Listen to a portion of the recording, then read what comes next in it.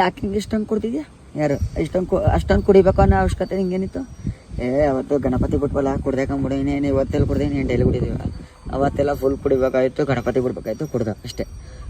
ಏನು ಕುಡಿಬೇಕಾಯ್ತು, ಏನು ಅತಿಯಾಗಿ ಆಡ್ಬೇಡ, ಬೇಡ ಹೇಳ್ತಾ ಇದ್ದೀನಿ. ನಮ್ಮ ತಾಯಿ ಸತಕ್ಕೂ ವಾದ ಮಾಡಬೇಡ ಅಂತವ ಹೇಳ್ತಾ ಇದ್ದೀನಿ. ಅವತ್ತು ಟೆನ್ಷನ್, ಅವತ್ತು ಗಣಪತಿ ಬಿಡ್ತಾ ಇದ್ದ, ಕುಡ್ದು ಅಷ್ಟೇ. ಏನು ಡೈಲಿ ಕುಡಿ, ಏನು ಕುಡ್ದಿದ್ವು ಇವಾಗ ಖುಷಿಯಾಗಿಲ್ವಾ?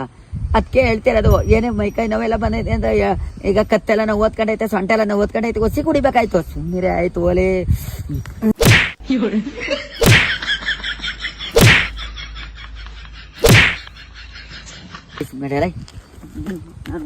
ನನಗೆ ಹೇಳ್ತಾ ಇದ್ದೀನಿ, ಇನ್ನು ನಮ್ಮ ತಾಯಿ ಸತ್ಯಕ್ಕೂ ಒಂದಿನ ತಿಂತೆ ಅಂತ ಹೇಳಿದ್ದೆ, ತಿಂತಾ ಇದೆ. ಆದ್ರೂ ಮತ್ತೆ ಹೇಳ್ತಾ ಇದ್ದೀನಿ, ಮಾತಾಡಬೇಡ ಅಂತ.